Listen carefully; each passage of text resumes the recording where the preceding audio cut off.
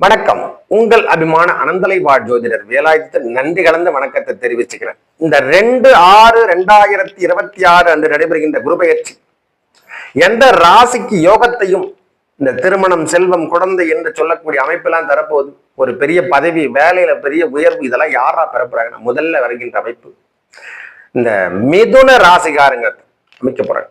மிதுன ராசி ஜென்மத்தில் இருந்து வந்த குரு பகவான் இடம் சிறந்து 2ஆம் இடம் என்று சொல்லக்கூடிய புகழ் உச்சத்துக்கு போகின்ற அமைப்பாக 7ஆம் அதிபதியும் அவரே தான். அவர் 10ஆம் அதிபதி என்று சொல்லக்கூடிய தொழில் காரகன் என்று சொல்ல பெரிய உயர்வான இடத்துக்கு எடுத்து செல்லுகின்ற அமைப்பு. இந்த கம்யூனிகேஷன் எதுவாக இருந்தாலும் சரி, வெளியூர் வெளிநாடு வரைக்கும் போறதுக்கான அமைப்பு மிதுன ராசிகாரங்க அனுபவிக்கக்கூடிய காலம், செல்வத்தை வாரி வழங்கக்கூடிய காலம், திருமண தடை தோஷங்கள்லாம் நிவர்த்தி செய்கின்ற காலமா.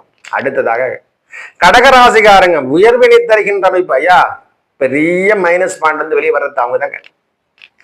தடைகள் விலகுகின்ற அமைப்பாக வாழ்க்கையில நிறைய பனிஷ்மெண்ட்லாம் அனுப்பிச்சிட்டாங்க. குடும்பமாகட்டும், குழந்தையாகட்டும், செல்வமாகட்டும், மனைவி ஆகட்டும், எல்லா விஷயத்திலையும் ஒரு பனிஷ்மெண்ட் அனுப்பிச்சவங்க யாரான்னா கடகராசிக்கார். அவங்க வாழ்க்கையில படாத துன்பங்கள் இல்லை, படாத துயரங்கள் இல்லை, வாழ்க்கையை மாற்றமே எதனா கிடைக்காதான்னு சொல்லிட்டு அவங்க எத்தனை முறை பார்த்துக்கணும். தேடாத தோசிகார் கிடையாது. இவங்களுக்கு ஒரு அறிவுரை தருகின்ற அமைப்பாக இந்த குரு பகவானுடைய பயிற்சி பெரிய நாலேஜே வரும்.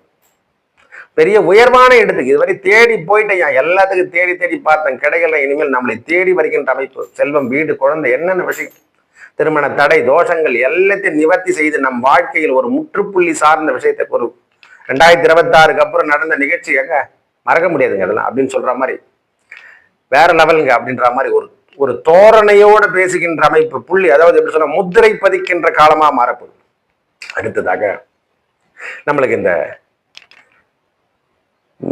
ரிஷப ராசி தனித்தம், நாங்க வாழ்க்கையை சரியா வாழலன்னு சொன்னவங்க அனைவருக்கும் இந்த தனித்தன்மையிலிருந்து நீங்க வெளிவர போறீங்க. ரிஷபராசிகார் அனைவருக்கும் இது புதுமை ஆண்டு என்று கூட சொல்லுவேன். 2026 6ஆம் மாசத்துக்கு அப்புறம் புதுமை ஆண்டாக மாறப்போகுது.